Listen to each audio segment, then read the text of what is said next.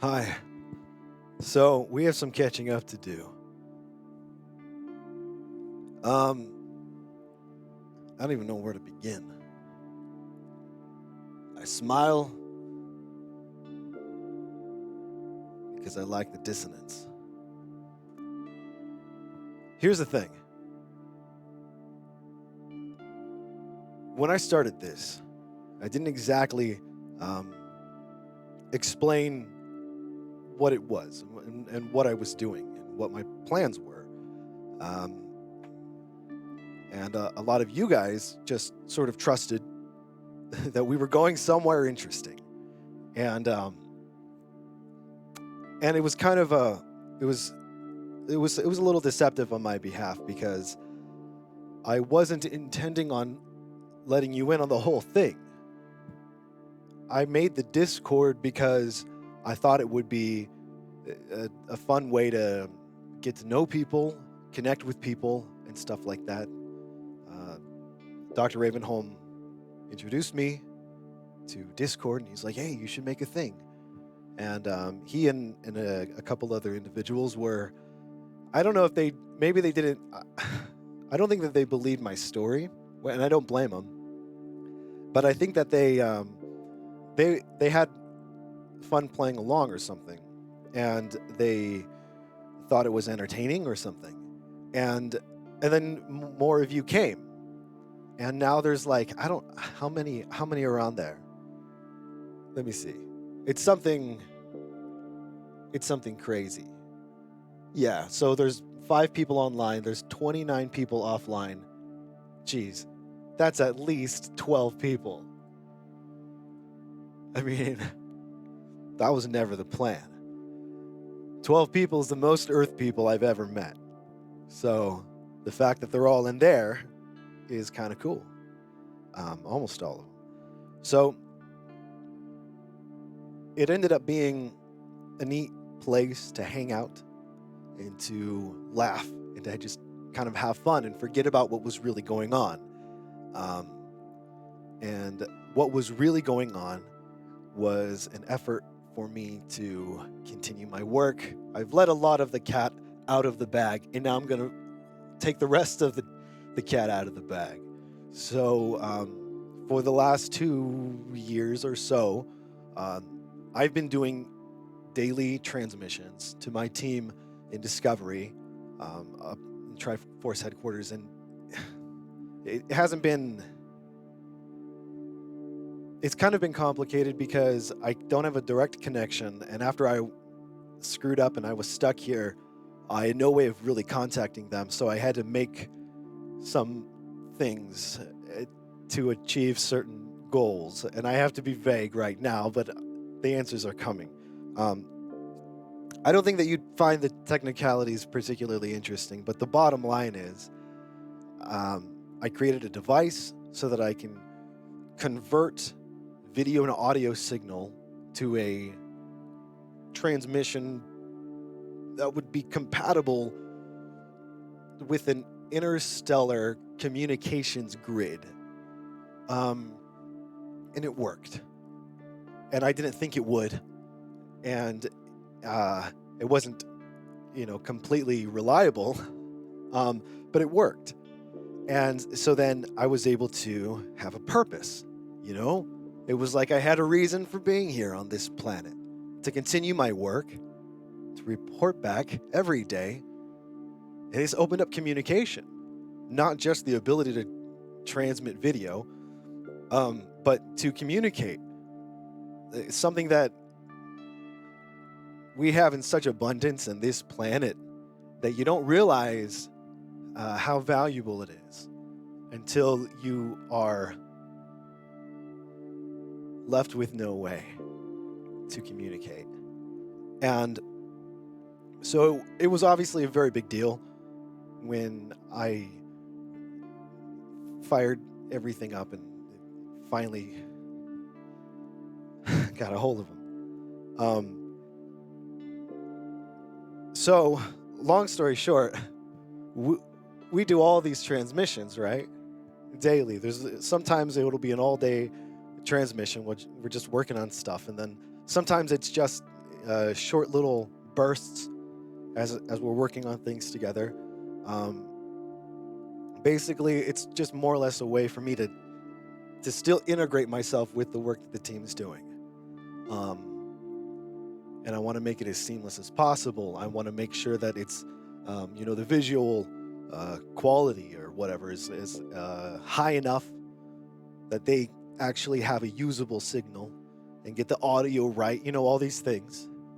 And along the way, we do some silly test streams and we post stuff in the community, and you guys, you check it out, and I get great feedback from you and just amazing encouragement. And eventually we decided to open up the broadcast, to make it available to the entire planet using whatever platform. We ended up on YouTube using their live service, and we started with Friday's transmission, which was the easiest thing to sort of integrate because it was just music. And so we started turning that broadcast into a live stream that could be consumed anywhere on the planet, I guess. And we were really nervous about that. And, looking back on it, I don't even know. Oh my God. Okay. So here's what happened. Everything was fine with that, but it was only a couple of weeks after we started doing that, getting ready to open up more of these broadcasts, more of these transmissions, convert them to streams and put them out there. And then we found out some news, and it wasn't good news. So, oh my God, we found out that apparently every single transmission for the last 2 years has been intercepted and supposedly decrypted. So that's not good. And I have no details on who or why. Nothing that I report is valuable, which says something about my work, or at least volatile or dangerous. I'm not dangerous, and there's nothing. But I understand the problem. So here's the thing: the Federation found out using I don't know, and contacted the Triforce, and the Triforce is like, oh, well, all right, whatever, we'll take care of it. And the Fed is like, no, that's not enough. So I got an official notice demanding, it's an order that says I have to dismantle and destroy all of my equipment that facilitates these transmissions, which is ridiculous. I mean, that's like if you're stranded on a deserted island and you build a flare gun and you see a whole bunch of planes coming and you shoot it, and then someone comes and they're like, hey, you're not allowed to have that flare gun, man. You can't have that. And they take it away from you. And then they run away. It's like, who's that guy? For one. And for two, it's kind of messed up, So I kind of solved a problem, which in turn created a big problem. And now I'm back at square one. By having to dismantle and destroy my transmission conversion equipment, I'm not allowed to even communicate. I mean, allowed. I can't communicate with them. My team, my family, the whole So what that means is I am in a pickle, because as you guys have seen, I've been putting a lot of work into all this stuff, and a lot of Earth money, whatever that's worth, who even knows? So, I have nothing to do with it now. I literally, again, have no purpose no reason for being here.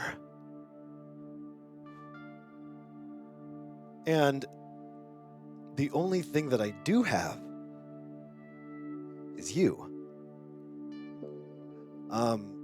It's kind of ironic because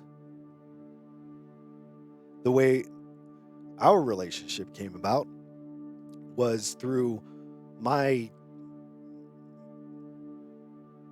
secretive effort to build something, and you guys were helping me do that, even though you didn't know what I was doing. You helped me, and we became a community, and we became friends. And I've even met some of you in real life. So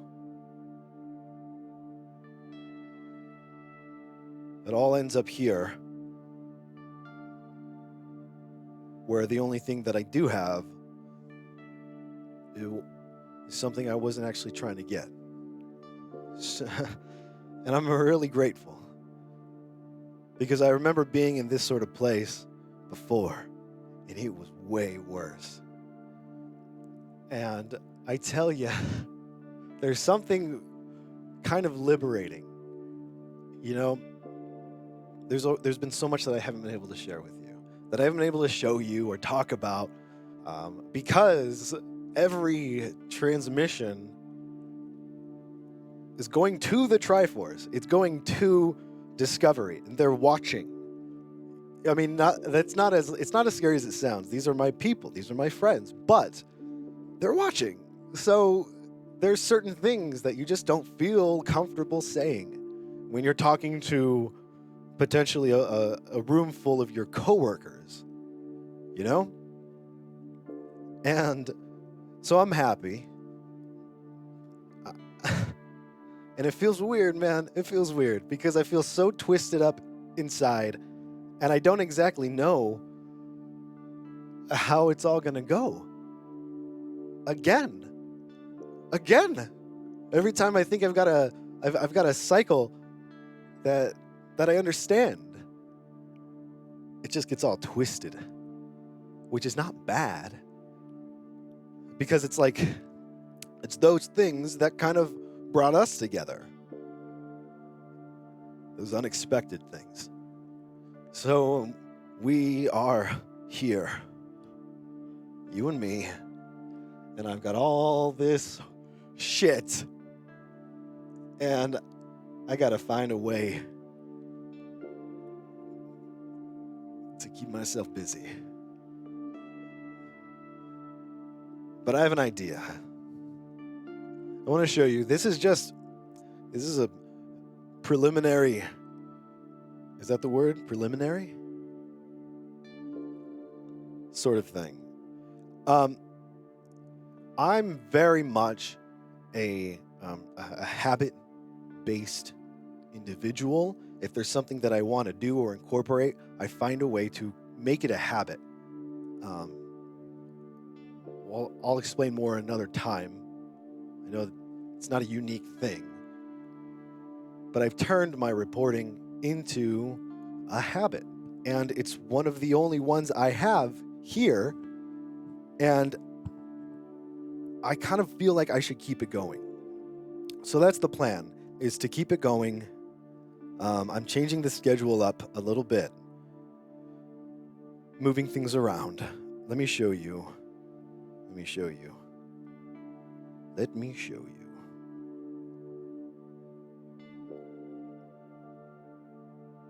So,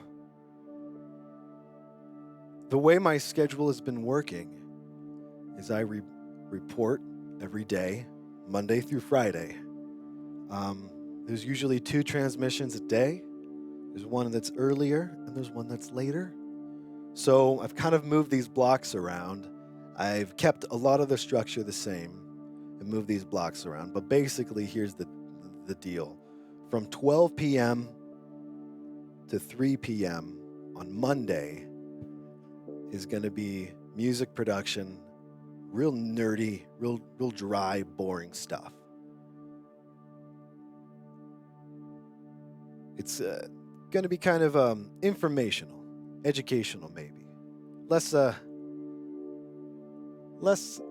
chilling out, listen to music, more me tinkering with the inner workings under the hood. And then 5 p.m. to 8 p.m. is a synth improvisation session. I'm just going to play, jam, turn the lights down low. You guys can sit back. Basically, our Friday night stream. Yeah. The next day, 12 p.m. to 3 p.m. I'm really excited about this. Let me show you. I have all sorts of interesting things that I'd love to talk to you guys about and share with you. But, under official Triforce work, it doesn't really, it's not really relevant. But now that I'm a free agent, I can do whatever the hell I want. So we're going to do some VR stuff. This is a Valve Index, and I've got a good friend who's going to be helping me modify this in some really interesting ways, and it'll enable some really weird stuff. You don't want to miss that. And here's the thing. Every Tuesday is VR day. 12 p.m. to 3 p.m. VR streaming, whatever that might be. Maybe we're making things. Maybe we're experiencing things. Maybe we're playing things. Half-Life Alyx comes out soon. Wink, wink. I don't know why I'm winking about that. All right. 5 p.m. to 8 p.m. Tuesday evening. Streaming single player. See now, my time with the Triforce has kept me away from many of the things that I love the most. And since I've got nothing left to live for, friends, we're gonna rip and tear. You know what I mean? Demons. I'm talking about demons. I'm gonna go find them, and I'm gonna make them pay. Doom Eternal is right around the corner. So that's probably gonna be our single player game. So between 5 p.m. and 8 p.m. on Tuesdays, streaming single player. Probably Doom Eternal for a while. Wednesday, there's only one stream. 5 p.m. to 8 p.m. Streaming multiplayer. Because Overwatch needs to be played, and I feel like I'm the one to do it. It's been a long time. That's not okay. The next day, Thursday. Thursday is a great day. Man, Thursday is one of my favorite days. So far on this planet, Thursday has been the best day. I mean, Fridays are great. Everyone loves Fridays. Saturdays and Sundays are wonderful. Those are my cheat days. But Thursday, something about it, man. There's some magic in Thursday. And we're going to figure out more with some music. Music's the best way to learn about things around you. So, 12 p.m. to 3 p.m. Thursday is more music production. And again, 5 p.m. to 8 p.m., just like on Monday, we're going to synth improvise. Join me. Friday is the community show. 6 p.m. to 8 p.m. It's only 2 hours. It's only one stream. And that's going to be our community show, whatever that is. Just us hanging out. I don't know. I wanted to do something or have an opportunity where we can just sort of interact together a little more off the cuff. So that'll be Friday. I have some fun things planned, so stay tuned. Oh, I see. Friday the 20th of March, that is. Doom Eternal releases.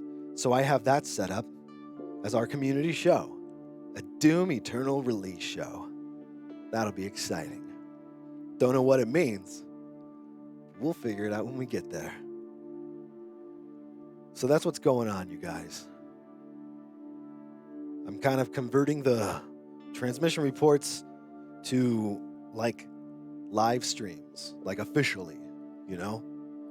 And it's not so much for the grand, illustrious purposes of the Triforce. It is for you, which is all right by me.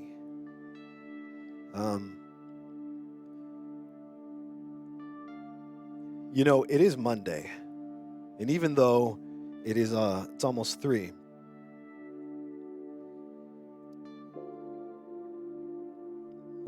I do have some work to do over here on the bridge. So if you want to hang out, feel free. Come with me. We'll mess with some music stuff. If you want to take off, it's all right too. Thanks for checking this video out, and I hope I got you up to speed on everything. And I really look forward to whatever the heck happens next, man, because I have got no idea. But you know where to find me. So, those of you taking off, have a good day. And if you want to come back this evening for some music, stop by around 5. For the rest of you, come with me.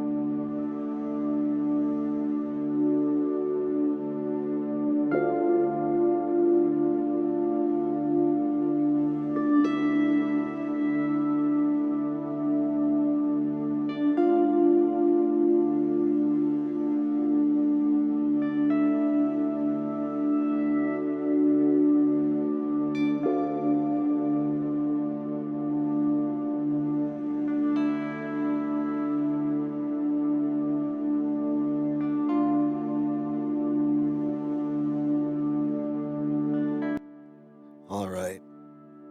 So here's what I'm working on. Got some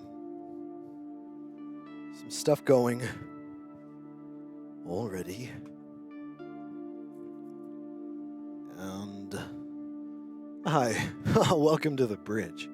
So this thing has been just a world of fun, man. It's called a Artiphon Instrument 1. Instrument 1. What a name to name an instrument.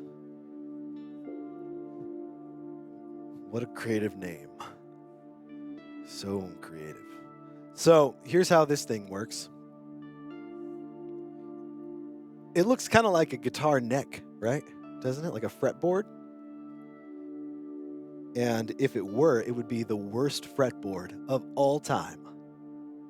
I'm not intent on completely crapping on this thing.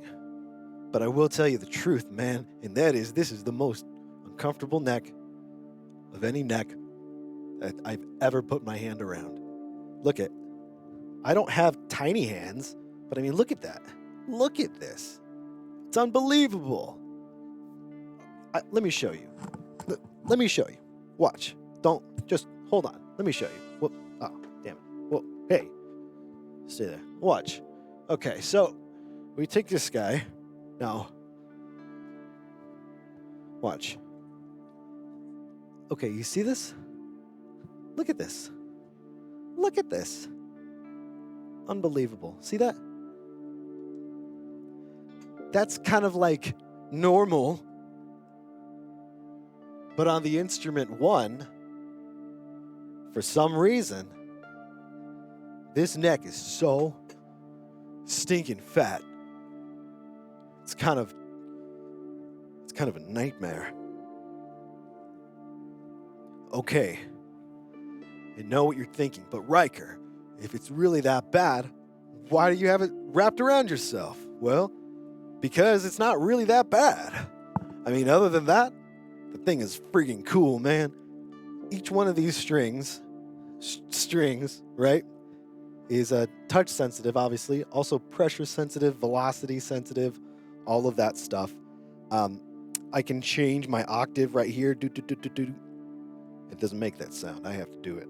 And then these are like these also, but they're like the open note of the string, so you can play them that way. Now, here's where this thing gets really, really, really interesting. You can have it set up so that it outputs each string on a different channel. So that means you can have an instrument only listening to one channel, this one, and then another instrument only listening to one channel, this one, and then another instrument only listening to one channel, this one, so on and so forth. And then you can have some real fun. All right, we're going to stop. We're going to stop that. All right, I want to show you something neat. Okay, so let me hit this. Oh no, I think this is all wrong. I have to set these things up again. I don't have all my lights on. I hope that's okay. Sometimes when I'm working on this stuff, the light gets so bright in my eyes, gives me a headache. So, I mean, and I've turned it down a lot. I've done a lot of adjustments so that I don't need it so bright and everything. And it's not that bad. It's just, I'm weird. I don't like having like a light source, like a visible light source, drives me crazy. So here's what we're doing. I'm going to turn this up. I hope the music doesn't end up getting too loud or anything, but we're going to go like this. I want to show you what I'm looking at because I think it'll be, I don't know. I think it might be easier for me to explain things when you're able to see what I'm seeing. All right, so check this out. This is really messy right now. Nothing is optimized in here. Things will get cleaned up later on. Right now, it's just real messy. And we're just experimenting and we're copying and pasting and we're duplicating stuff. We're moving things around. We're turning knobs. We're pushing buttons. We don't care. We're wild, man. We're wild. We're free. We're spacemen. So now I have each of these channels. So here's how I have it set up at the moment. You'll notice that there's a bunch of folders, right? So within this folder is these things. And these are all synthesizers with arpeggiators. This looks similar. It's not. I ended up duplicating this and then using it to create drums. Now these are some drums. I'm using the same sort of one channel per string arpeggiated workflow with the drums because I thought I should. And it's worked out very well. At least it's been fun so far. I haven't actually used any of this stuff, in a session or anything. So it's all very theoretical still. Moving along, what do we have here? So when you notice down here, so let me just walk you through it. So each of these are channels, and within each of the channels contains all of your things. And so it starts with a channel filter. And basically I'm saying, hey, only let channel 1 and channel 2 through. And that is number 1 is the channel that the movement of this controller broadcasts on. So it's broadcasting my tilting of this on channel 1. And then the first string is channel 2. So keeping that in mind, we would enable channel 1 on every channel, on every track, and then enable the corresponding track number for the correct string on those channels. So in this case, we have channel 1 and channel 2 coming through. Next it goes into this. This is a what do you call it? A device rack or a container, and it contains lots of other little things. So for example, here's all the things it contains. It contains a channel map to route all other channels to channel 1 because the arpeggiator that I use only reads from channel 1, I think. I haven't been able to get it to work with anything else. So since it can't read the other channels, I just convert every channel that's incoming after it's been filtered to channel 1. That way it all works. And by that point, the filtering, so no conflicts. That makes so much sense, I'm sure. Then we have a pitch shifter. Now the pitch shifter does exactly what it sounds like. So we're not going to talk about it because it just shifts the pitch of your note if you wanted to do that. So this is more of like a utility sort of thing because I make these racks and then I put them on different channels. And because I make it this way, I'm able to, on one channel, it's like, oh, well, this one is going to be a bass. So I want this to be lower. And hey, what do you know? I've already got a note pitch shifter on there. That's handy.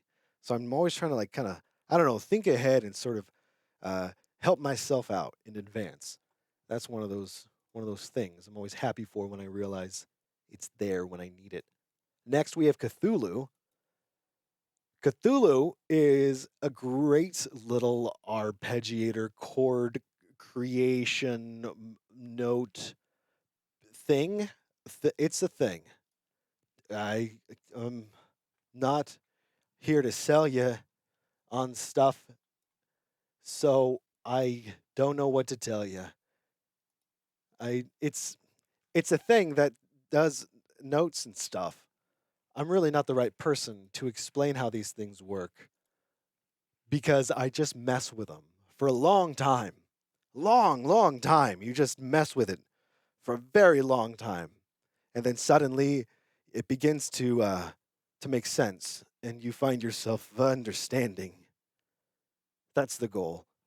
So I'd suggest you Google it. Just Google Cthulhu and learn more today. Then we have another pitch shifter. Seems weird, right? Why would you have one in front and then one behind? I don't remember, but I did it for a reason. Something about wanting the notes shifted pre-Cthulhu, but then also being able to shift the output post-Cthulhu. I can't remember why I wanted to do that. It was probably something to do with the drums. I was probably doing something with drums, and that's how it all happened. So now that I've cleared that up for you, let's move on. Then we have Diva. Diva is my favorite synthesizer of choice. Of choice? Well, it's my favorite synthesizer. And the way I use it, thanks to Bitwig, I wasn't doing this before, but Bitwig is so nice. It lets you create sort of these little interfaces here, and you can create your own buttons and your own macros and your own stuff, man. It's so cool. It's like the Steam controller for your audio rack routing and configuration. Does that make sense? So let me show you, for example, if you notice right here, this is a frequency cutoff filter. So let's play a note.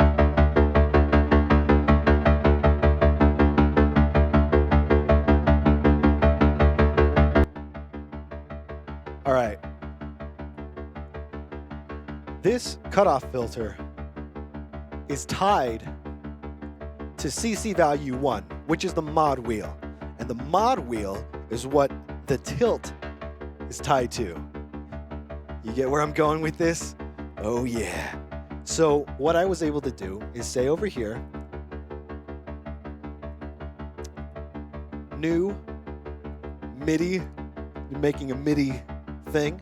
You're using the MIDI module. Say okay. It's tied to CC1. That's what we want. And then you would click here and you say, all right, when this goes up, I want this to go up. And then maybe this, and I want that to go down. I want that to go down. And all sorts of other things. Then when you do it, it does it. And here's the best part. There's all sorts of synthesizers that can do these sorts of things. And a lot of them would already have maybe your mod wheel tied to your cutoff filter, right? So that's not revolutionary. But here's the neat thing.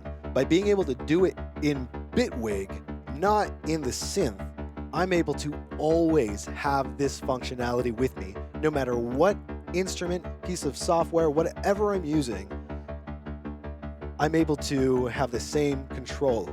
And that is just huge, because there's so many times when you could do something in one synth that you can't do in another, and you just don't understand why.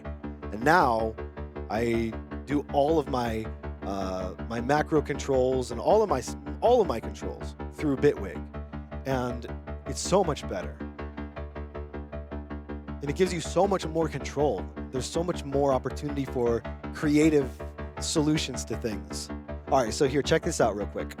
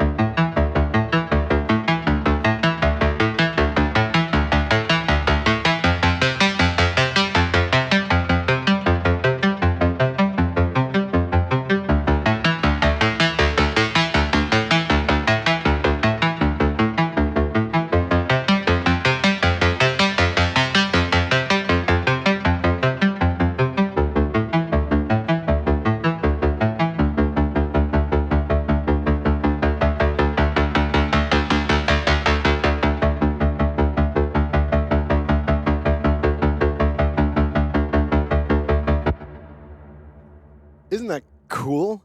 It feels really good to move your hands and hear the sound change, you know? Like you're used to that with your fingers. You know, when you're playing an instrument, you're like, oh, I can move my finger and the sound changes and it feels good. Or with the keyboard, you know, you're like, oh, okay, I want to feel this. Want to go down to something deep. And you're like, boom, and you feel it. It's like, oh, feels good.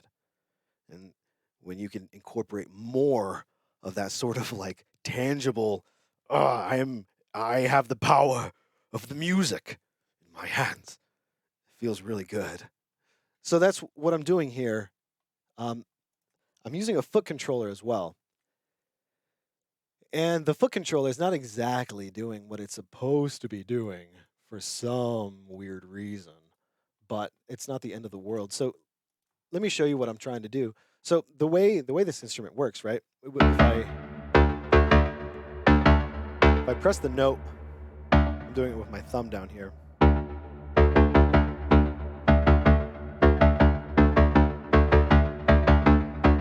So it does what you expect, right? Here's the neat thing, because velocity is also an expression that I can access and then build off of.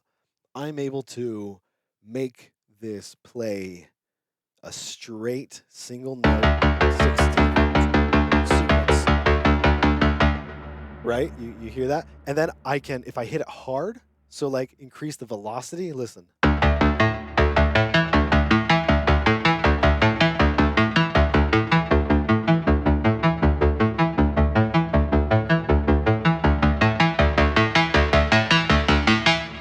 And then if I do it soft again,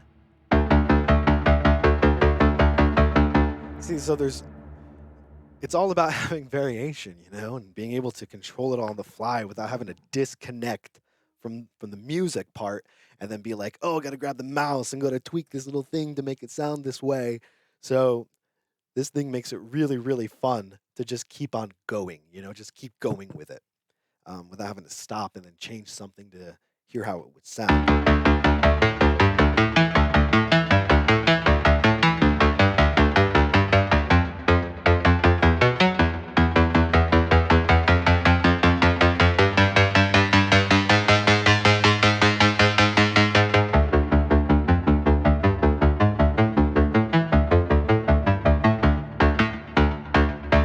So, when we move along, we got another channel. Um, so basically, what I'm doing in this one, I'm more or less doing in all of these other channels. These ones right here, these five. And this rack is more or less the same, but I can control it so that the parameters are different, because you don't want it to be exactly the same. And then also, each channel is using a different synth. So a different instance of Diva with a different patch and different parameters and all that. So if we listen to, let's see, to this one,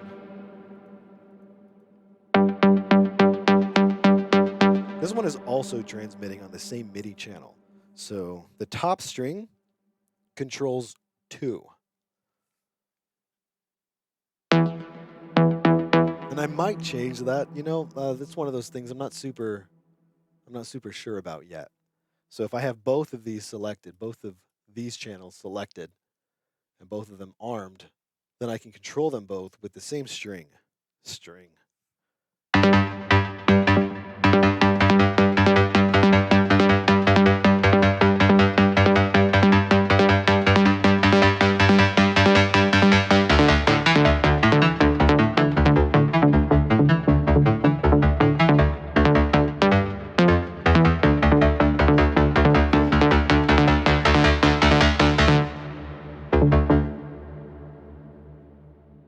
Neat, right?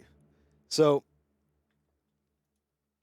once I have sort of the routing and the rest of the signal chain and the whole rack finished, then I go into I'll think about like what to play. Like it'll get into the musical component, and that would be actually kind of tonight's stream this evening. So if you're available from 5 to 8, stop on by, and we'll actually see if we can play some music with all this stuff that we're tweaking. So then I've got some sounds in here now and stuff. I'm not completely final on it because we're not at that stage, but it's neat when you have multiple things. So like let's select a couple of different things here. We'll just do these two. So these are on 2 different strings. So now when I play the top one, it's that. And then when I play the next string down,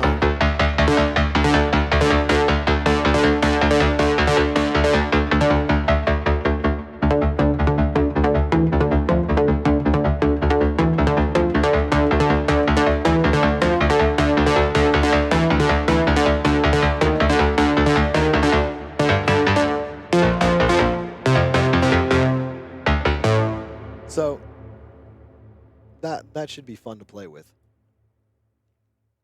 Now here's the real exciting stuff. I've been messing with these drums, trying to do some interesting stuff.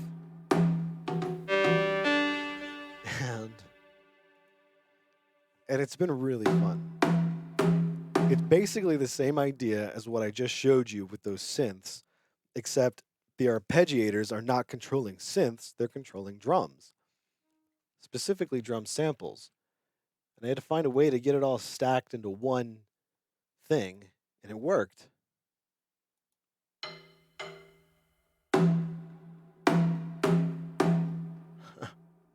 So this is like an orchestral drum kit.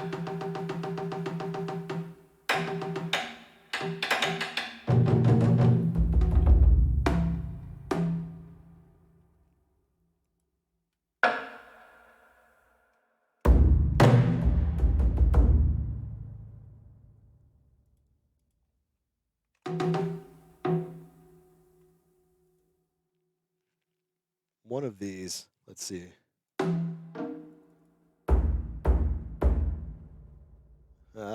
Interesting. All right, so check this out. Here we have a channel filter. The channel filter, we don't actually need that on here on this channel. So we have another one of these containers, and inside of it is this thing, and inside of this is this thing, and inside of this thing is all these things. And each one of these things opens up and reveals all of these things which are inside of them. So we have a note latch, which basically like holds the note. Um, I'm not using it at the moment. And then we have a note filter, which we don't need anymore because that's not how we're doing it. So we can remove those. I was using note filters for the drums over here. And because those are, each a note. So by filtering out just that note, I'm able to keep each drum on its own channel and then I can adjust it. If that makes any sense. Where are we at? So we have a channel filter, which is doing what the other channel filter was for the synths. It's doing the same thing. It's filtering out each string. So each string gets sent through another pitch shifter and then an arpeggiator. This is a different arpeggiator.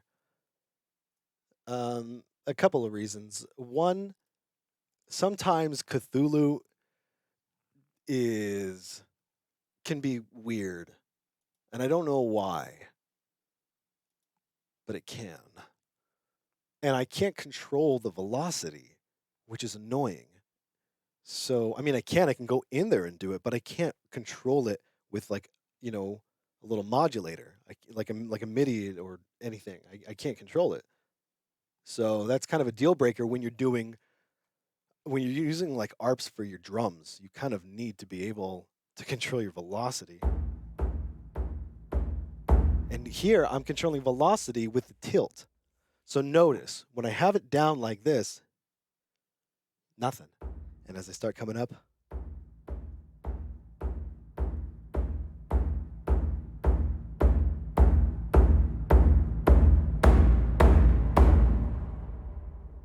and now the next string, and the next string, and the next string, and the next string.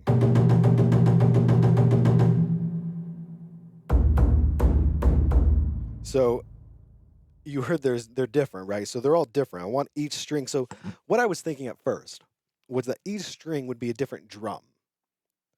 But then that seemed like kind of dumb, because you have all these strings, you can control way more than just 6 drums. So instead, I have it so that each string is basically a different arpeggiator pattern or configuration. So tempo maybe, whatever it is. And each string will eventually contain all of the drums. Each string will have the whole kit. So I'll have to come up with like 13 pieces of the drum kit and put all of them across all of everything. The downside to that is that playing certain things like at the same time might be a little difficult, but it won't be the end of the world. And the thing that I like the most is having options for which sort of arpeggiator I want to run at any given moment. And by having all these strings, I'm able to have a free reign. So let's see. So that's like, that's whatever, right? And you can control the velocity. Now the next string, listen to this one, right? So it's faster. And then the next one, same thing, a little faster. So that's kind of the idea with those 3. Now the next 3 are a little more interesting. So the next one down, that's what you get when you press it softly, but it's listening to your pressure. So if I press it harder, you hear that? It slows it down. So you can go like,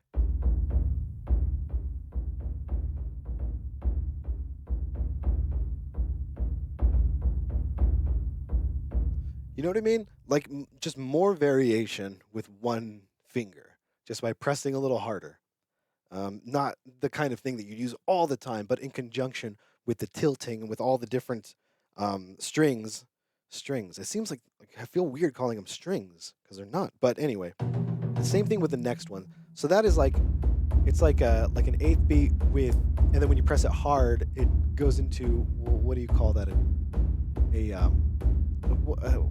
a thing, right? What is the name for that? There's a name for when you for like that. It's like called a not a triplet. I don't remember. I don't remember. I'm from space. I don't remember. So then the next one is basically double speed time,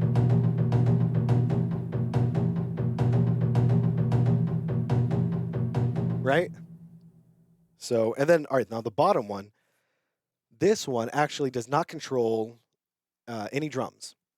I have an idea for this one. So I thought if I leave this one alone and I don't associate this with any drums or instruments, I can control other things with it, more utilitarian type of things. Like, for instance, I thought it would be neat if I could set this up so when I hit one, it starts recording on my drum channel, on my drum track in slot one. And then right from here, I go boom, one, da da da da da, play whatever. And then once that completes, I have it set to automatically loop after 8 bars. Um, or I can like hit it and then stop it if I'm doing something real short, right? Or I can hit one, record like a drum beat, let that play, and then do another one on two, and another one on three, and another one on four, and another one on five, and then not mess with the drums anymore, but just switch between those different loops or whatever. So that's kind of the idea there, and I don't know if it's going to work out, but I think it's worth experimenting with. Also, so the way I'm doing these drums, there's there's a lot of different approaches, and what I've had the most fun with, and that's the thing, it all kind of comes back to fun.